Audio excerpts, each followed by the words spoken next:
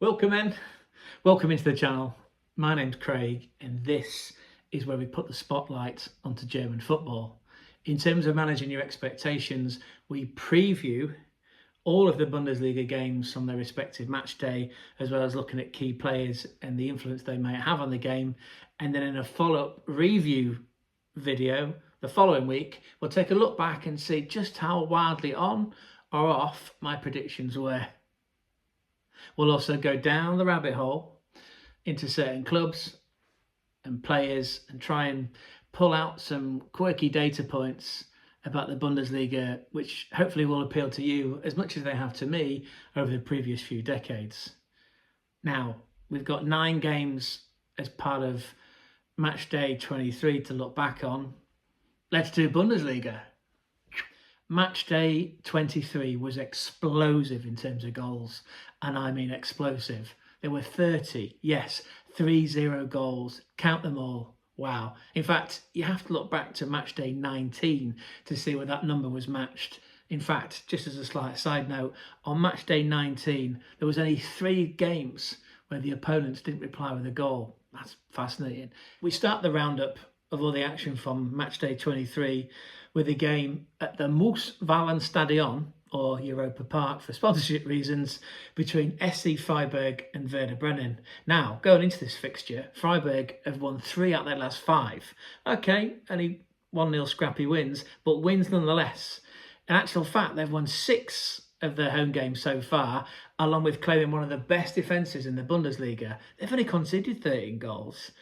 And in 6 times, they've scored 3 goals or more, and in every one of those games, they've converted them into wins. If we contrast that with the former Werder Bremen, well, it's the complete opposite. They've lost 3 of their last 5. In fact, you have to go back to the end of January for the last time that Werder Bremen won a game. That was a 1-0 at home against Mainz 05 with a goal from Bittencourt, but it was offset by 2 red cards.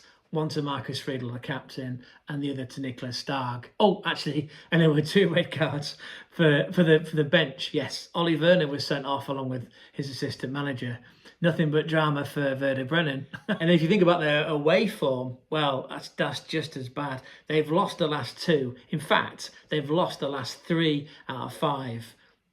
And you have to go all the way back to mid-December for the last time they actually won an away game. That was a 2-0 win against St Pauli with goals from Derek Korn and the mighty Marvin Duschk. On 6 occasions this season, they've conceded 3 or more goals. In fact, there's been 2 defeats that have been 4 goals or more,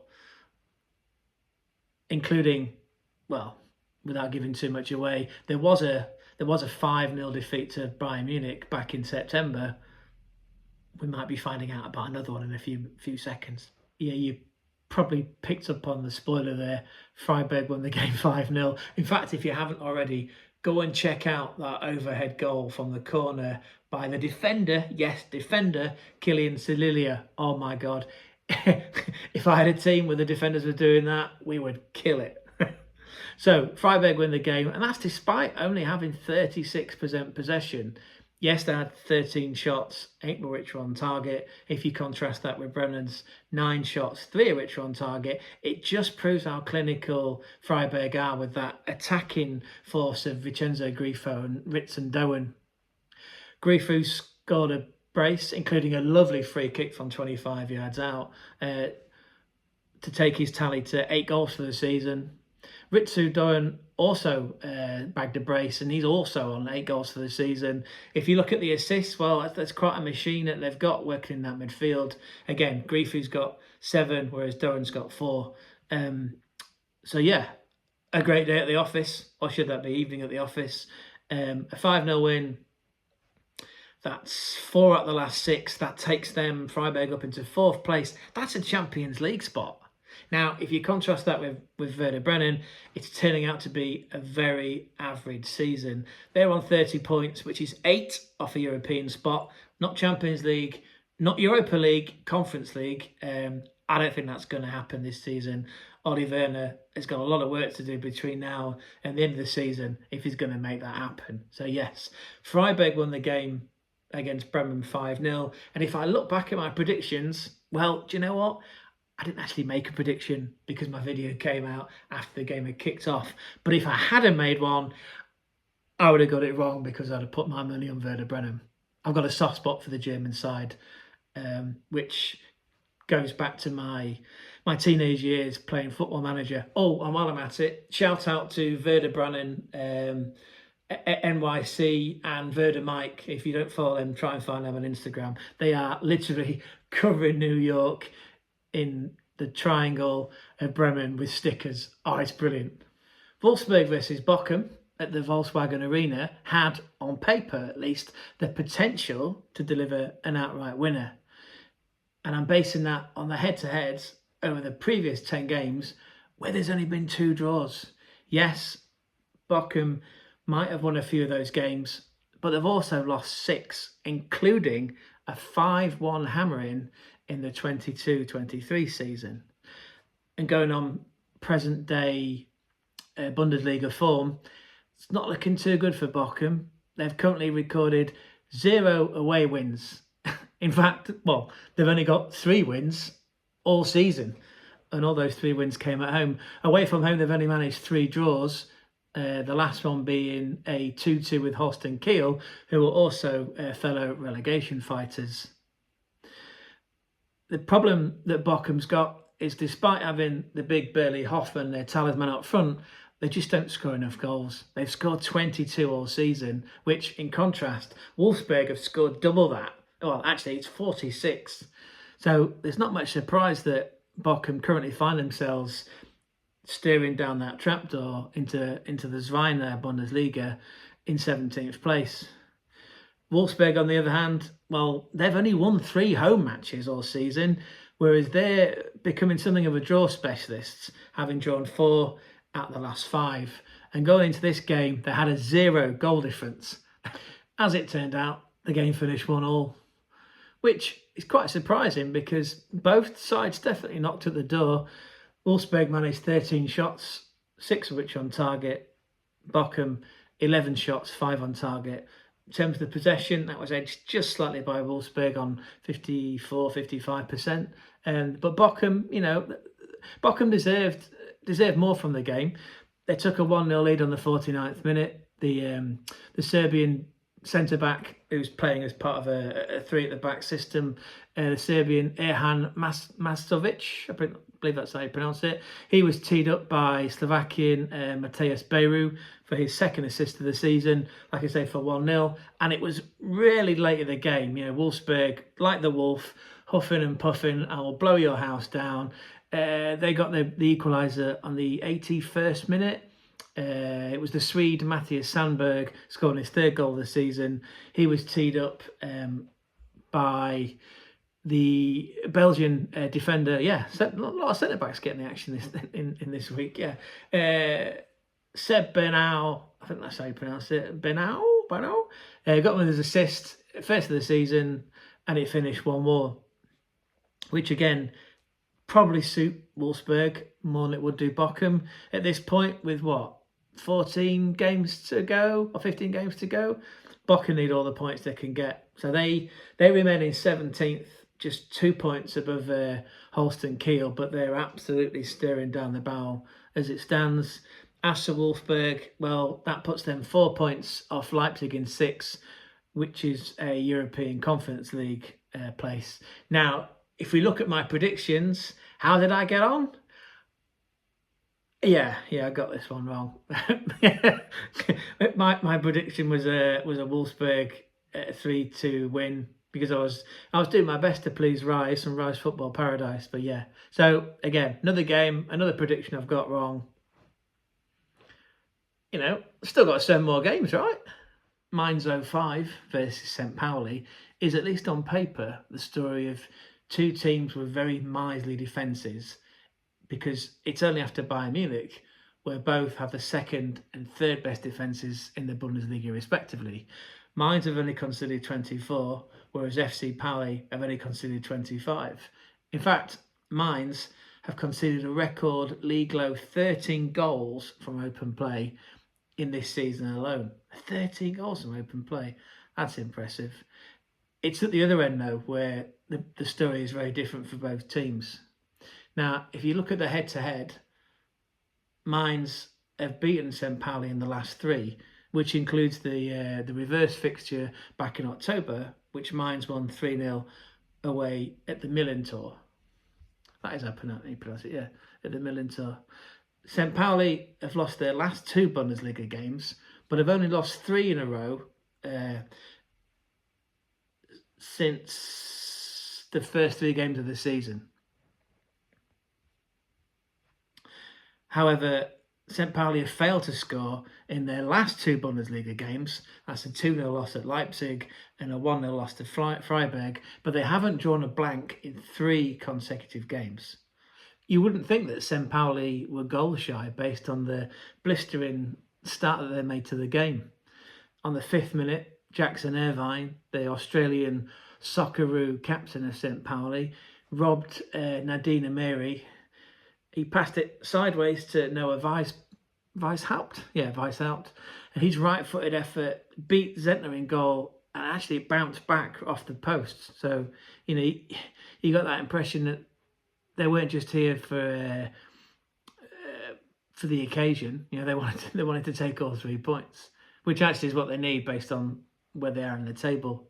If we then fast forward to the 21st minute, there was a VAR controversy where the referee had awarded a penalty, but then it was overturned. And that seemed to spark an eruption of yellow cards from both sides.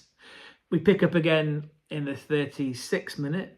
Philippe Nweme, he went for an attack down the left. He cut inside. There was a layoff to the French attacking midfielder Anthony Cassie. A 1-2, very quick with Nelson Viper, again FYI, great player in Football Manager. And Anthony Cassie's shot was just saved by Vasily Nikolai, who actually is one of the 6 sort of top goalkeepers this season in terms of clean sheets. So we go into the break at half time, 0-0 on the board, but plenty of chances being created by both teams. However, up to this point, technically, St Pauli haven't registered a shot on target. Bo Henriksen, the very flamboyant manager of Mainz, who is always, remonstrating that his team give 100% every week, he pulls off a masterstroke, right? He decides to swap out Nelson Viper for Jae-Sung Lee. Let me just make sure I've got that right. And that was a game changer. So on the 66th minute, Amiri has an ambitious shot 25 yards out. Vasily makes a save, but actually he doesn't make the save. He makes an absolute mess of it. The ball bounces above his chest, and Jason Lee's the quickest one to react and literally just smuggles home for 1-0. He beat David Memeth to the ball. The crowd go wild. Lee and Cassie combine again, with a ball sprayed out to Sieb, who has an 18-yard shot, but that goes over the top of Vasily's crossbar, so the game at that point is still at 1-0. St Pauli make a substitute. They bring on the pacey right winger Dapo Afalainen. Now, he's used to plundering down the right, and that's exactly what he did in this game. Went down the right, used his pace, swung in a beautiful cross, which was nodded back across the box to Noah Weishaupt. And this time the ball fell to the talismanic guy for St Pauli, Johannes Eggestein, but unfortunately he just shoveled the shot wide. And then on the 95th minute, Mainz wrapped the game up. Irvine gets cut out by the ball. It was a rare miscontrol for him as he tries to pass it back to Armando Sieb. The super sub at half time, Lee picks up the ball. He just dinks it over the defence. Paulo Nebel is on the drive, and then from 20 yards out, he picks up the ball. He runs past Vasily and slots it under his legs for 2-0. And the game's finished. St Pauli, for all their industry, those 12 shots on goal, they had nothing on target to show for it, versus 10 and 5 on target, respectively, from Mainz. That's now a 3rd loss in a row for St Pauli, who've actually won 4 away games all season. That's the 2nd win in a row for Mainz, and actually cements their place for a potential European spot for Europa League into 5th. How did I get on with my predictions? Well, technically, I'm going to claim a W on this one. I'm going to claim a win because having looked back at the preview video, I never actually specified a scoreline. All I came out with was that it was going to be a home win to Mainz, which is exactly what it was. So yeah, I'm gonna take the plaudits for that one, and also make a note to self that I have to give an actual scoreline prediction, otherwise it doesn't count. Oh, and before I forget, check out that Mainz 05 kit. It felt like Borussia Mönchengladbach versus Augsburg was going to end up being a home win. And I say that because Gerardo Sione's team are probably in their best form over the last 5 seasons. They've only lost 1 in 9 home games, which includes 6 very impressive wins, I might add. And over the last 5 games, they've only lost once, and that's to a Bayer Leverkusen team who are pushing Bayern Munich at the top of the division. But in balance, they do concede quite a few, and they've been on the wrong side of a few hammerings this season. 6 times, in fact, they've conceded 3 or more in a game. But when you've got Tim Kleindings up front, this is a striker that's scored 14 in 23 games. You've always got a chance, right? The fate of the game was decided in the 28th minute after the referee gave a straight red card to the Gladbach goalkeeper, Jonas Omlin, for a bit of a clumsy challenge on Fredrik Jensen outside the box. And with Maurice Nichols, the regular second choice keeper, being out injured, it was up to the third choice keeper. Yep, third choice keeper, Thomas Sibyl, who was thrown into the breach. Do what you can, son, but, expectations are pretty low. Having said that, Gladbach came out and gave it a really good effort. Up until half-time, it was still 0-0. But in the second half, it was the Alexis Claude Marie show. And for those of you that watched my preview video, you remember that I did point this guy out as being a bit of a superstar. Yeah, his individual goal tally is 9 for this season. And only the second time this season he scored 2 or more goals. Got to give credit to the assist machines. That is Giannis, Wolf, and Jeffrey Gulaweliu. Pretty sure I pronounced that right. It's not bad for a defender.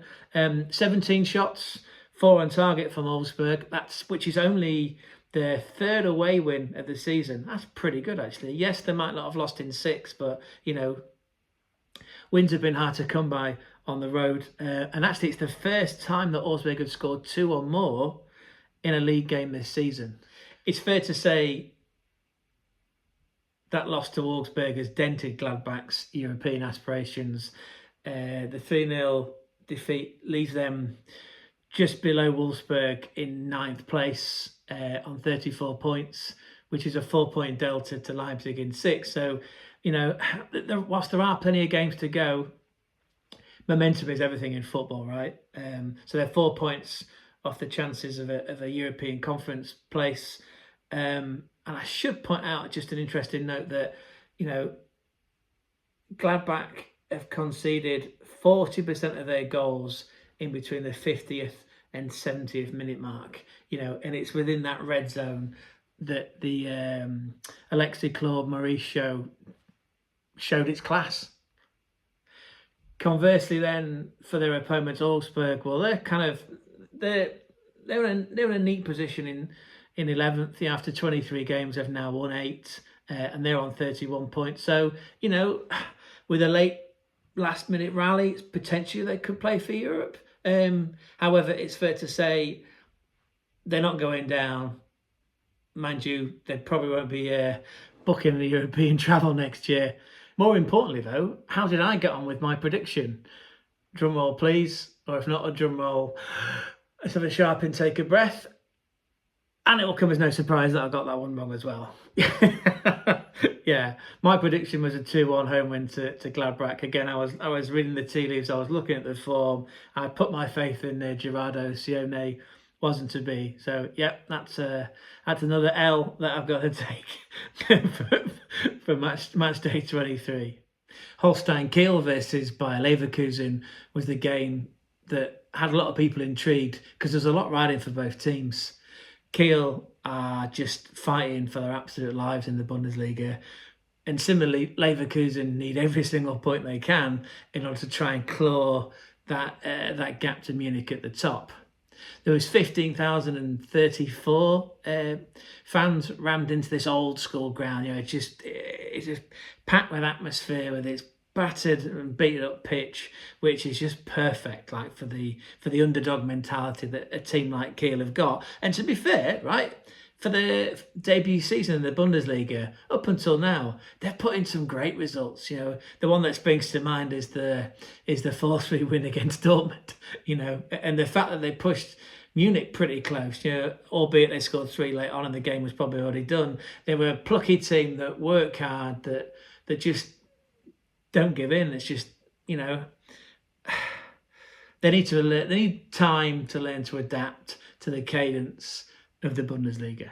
This was another game where there was a live stream, which I managed to catch most of, and where I haven't, I've watched some highlight packages and I've read a few blogs because I wanted to give you an accurate feel of the game. That said, you could probably anticipate the direction it was going in. It was relentless pressure in that first half from a team like Leverkusen, who last season especially just don't lose, right? They like Kiel, actually, they play until the final whistle, But if we rewind from the final whistle to the beginning, Grimaldo bangs in an in-swinging corner with his left foot. The big Czech Republic striker, Patrick Schick, outmuscles his marker. It's a free header, and you think that's going to bounce him for 1-0. But Machino somehow manages to clear the goal, clear the ball off the goal line, and up they go. But there's no out ball though. This is the challenge for someone like Kiel. In a game like this, there's just no release valve. And again, it takes until the 9th minute. Yes, the 9th minute where there's a mistake at the back for Kiel. Amin Adli, who's only playing his 9th game, is the Moroccan international. He manages to twist and turn the defence, puts in a looping left-footed cross, and who stabs it home is Patrick Schick for his 13th goal of the season, maybe 14th, I'm not quite sure. I'd have to check that. Anyway, 9 minutes down, it's 1-0, and you think, come on, Kiel, show us what you're made of. No, it didn't have a lot of character to show actually in that first half, because there's another mistake at the back. This time it's David Zek. Wirtz muscles him out. He's plundering forward, looking like Jack Grealish, not with the hair, but with the socks. Them socks are they're laconic and showing off his toned calves. He puts the ball, or slips the ball wide to Adli, who runs. He's got a burst on him as that boy. Gets to the keeper, chips it over him, beautiful finish, left foot, 2-0, and you think, yeah, okay, this game's beyond Kiel's reach now. To be fair to them, Marcus Knudsen had a go 20 yards out, just into injury time in the first half, but it's a good save by Kovac, who's stepping in for Hireki. Pretty sure I signed that right. Anyway, so half time, Kiel are 2-0 down, and you're thinking, Christ, if Leverkusen come out like this in the second half, this could be a cricket score. As it was, no more goals were added, although Bayern continued to dominate. They had 7 shots, 3 of those were on target. They controlled the ball, with 57% possession. They made the most of their substitutes. There's a name that's familiar to my UK viewers. They brought on Emilio Buendia, former Aston Villa. He came on for Amin Adli.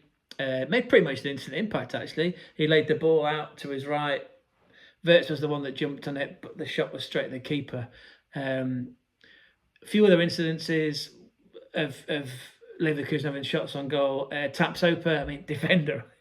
when you defender stepping up, a little bit like Kilian Sedilia, the guy that scored the overhead kick for Freiburg, right? Anyway, Tapsoba steps up, has the ball 20 yards out, accurate shot, and you think that's going to arrow in the bottom corner, and it's produced a fine save from Timo Werner. Timo Werner, by the way, should get some credit for his heroics in this game. 9 shots in this match. So, yeah, whilst the Kiel goal was getting peppered, yeah, he conceded 2, but he stood firm for the rest. Braveheart. 2-0's how it finished, which, to be fair, is what we all suspected before the ball was kicked. Kiel tried hard, but Leverkusen just grind out wins, right? Which is interesting because that win leaves them 8 points behind Munich, who also know how to grind out wins. So where the rest of the season goes, who knows? But all Leverkusen can do is just keep on chalking up those W's, right, and hope that Munich slip up. Conversely, for Kiel, well, this leaves them absolutely rooted to the bottom of the Bundesliga on 13 points. They're 2 off Bochum. It's their 3rd loss out of 5. They just can't buy a win. And in terms of winning, how did I get on with my predictions?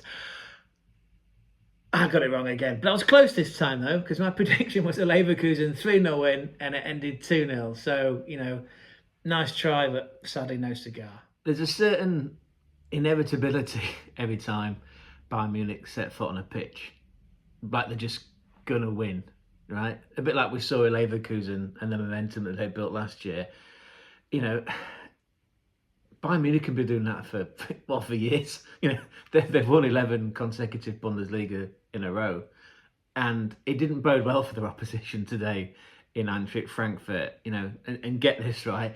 So Bayern Munich have beaten the Eagles 42 times at home in the Bundesliga. In league history, no other club has recorded that many home wins against one single opponent.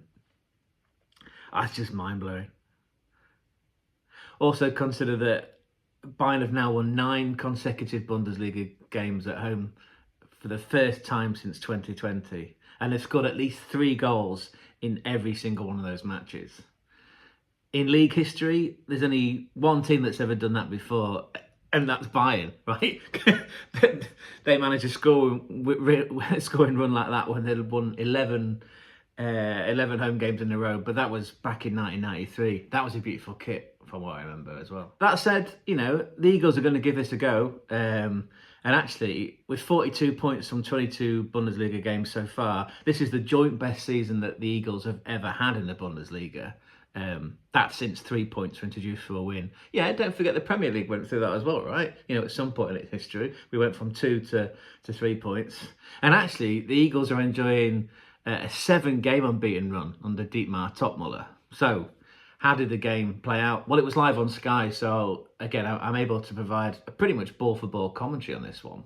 Yeah, you've guessed it. It's another W in the win column for Munich. They went on to win the game 4-0. However, it could have been a very different scoreline had Hugo Ekitike converted his chance early on. 6th minute, there's a move down the right.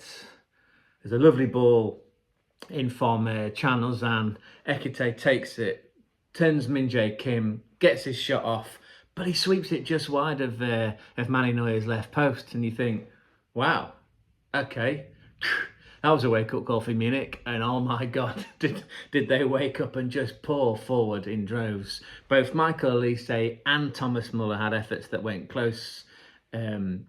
Went close on Kevin Trapp's goal. Oh, and just on that, by the way, yeah, no Harry Kane in the starting lineup today. No, it's okay, because look at that. That's seamless Munich are. They managed to replace the current Bundesliga's top goal scorer, England international top goal scorer, I might add, with a guy that's got, nearly 500 Bundesliga games and 150 goals for his club and 25 years experience. Imagine that seamless transition. It must have been an absolute nightmare for the likes of Collins and Tuto and Thete and Christensen. Oh yeah, Christensen's going to be mentioned quite a few times in this review, just because the ball seems to follow him no matter where he went. There's more drama in the Frankfurt box, this time on the 15th minute. It's a beautiful slide pass from Michael Olise to the edge of the box. It gets pulled back to Musiala. He gets his shot away, but Rasmus Christensen is there, this time for a block. Munich suffered a bit of a setback in the 43rd minute when Joshua Kimmich went down injured. He was replaced by Leon Goretzka, but that proved to be a blessing because he was involved in the goal. Yes, that phrase again, goal involvement. His left field pass found Leroy Sané, who just burst forward like he does. He drove at the defence into the box. Kevin Trapp came out to narrow the angle, But he wasn't enough, because all it took was an EAFC sweaty pass across the box. Olise timed his run. He managed to barge his marker 2-2 out the way, just tapped in for 1-0. Munich, 47th minute. Into the second half, the 61st minute, it's an in-swinging corner by Michael Olise on the left. And it produced a rare mistake from Kevin Trapp, the goalkeeper. He came out to punch. He ends up catching fresh air. The ball manages to cruelly bounce off the face of Christiansen. And then there's Ito, the Japanese defender, with a very composed, right-footed finish into the roof of the net for 2-0 Bayern Munich. We pick up the action in the 78th minute. With the camera very much being on the head of Christiansen. This time he appears to be sporting a Terry Butcher, which, you know, that parlance may be familiar to some and maybe not others, but yeah, it's more of a Terry Butcher light, because, you know, there was no blood, thankfully, coming from it. Yeah, we'll call it a Terry Butcher light. You know, the old headband. He plays a ball out to Seb Larsson, who passes it sideways to Ellis Skirky. It's intercepted by Sane. His quick thinking turns him inside out. And he looks so composed as he swivels on his left foot, and you think it's going to hit the top corner, but he misses. Like, for a man that's so composed, you thought, yeah, that's in, 3-0. Alas, the ball just went wide of Kevin Trapp's post. On the 82nd minute, we witness a moment of pure magic, and this comes from Musiala, who, with the ball at his feet, gallops forward with a solo drive, breaks free of all of his markers, and in a one-on-one situation with Kevin Trapp, brings out that beautiful left foot of his and just puts the shot past Kevin Trapp. It strokes his fingers as it kisses the bottom of the net. This time, it's 3-0 Bayern Munich. 91st minute, and there's absolutely no let-ups for Rasmus Christiansen in the Eagles' defence. This time, Kingsley Coman makes an infield pass, finds Harry Kane. Yes, he came on as a substitute for Thomas Muller. He puts his body in front of his marker.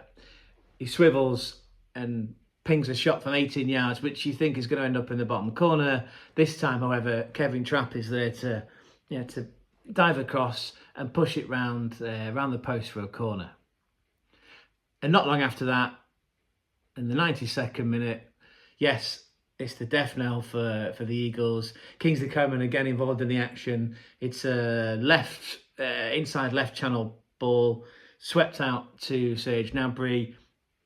He runs onto the other end of it. In fact, he goes past, yes, you've guessed it, Rasmus Christiansen, and he just manages to slot the ball under the despairing body position of Kevin Trapp. Actually goes under his legs, ball hits the back of the net, 4-0, and we see that familiar, what is he doing there? Is he writing a cheque, or is he playing a tiny instrument? Either way, well done Serge Gnabry, another formidable performance from Bayern Munich, and the game finishes 4-0. It's another fairy tale in Bavaria, as Munich come out top in yet another story.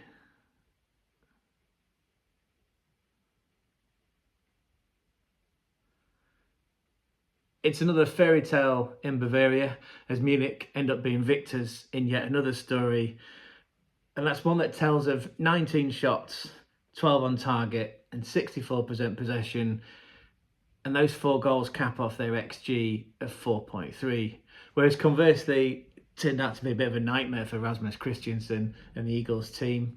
They have now lost their unbeaten streak and actually haven't won more than 2 games in a row since back in January. That said, they're still in the Champions League spot, in 3rd in the Bundesliga, and there's still 13 games to go, so who knows where they might end up finishing. How did my prediction fare for this one? Oh, yeah, I got it wrong again. I predicted it'd be a 3-2 win. Even if you add those together, it still doesn't get 4, does it? We're going to take a short pause just now so that I can get my breath back after all that Bundesliga action. But don't worry, we'll be coming back in part 2, where we've still got a handful of games to cover, including one of the big scoring games of the weekend, Nikola Kovac's Borussia Dortmund versus Stefan Baumgart's Union Berlin. If you have made it this far in the video, thank you so much. I am eternally grateful. I am just going to ask one more tiny favour though, and that's if you could leave me a like. Likes are great because they help spread the word about the channel. Oh, also, if you could leave your comments and corrections, because again, I'm only human, down in the comment section below. And actually, one more thing, a subscribe would be wunderbar. And actually, it would help you because then you'd know when part 2 is coming out. So we'll leave it there. Thanks again for watching and being part of the journey.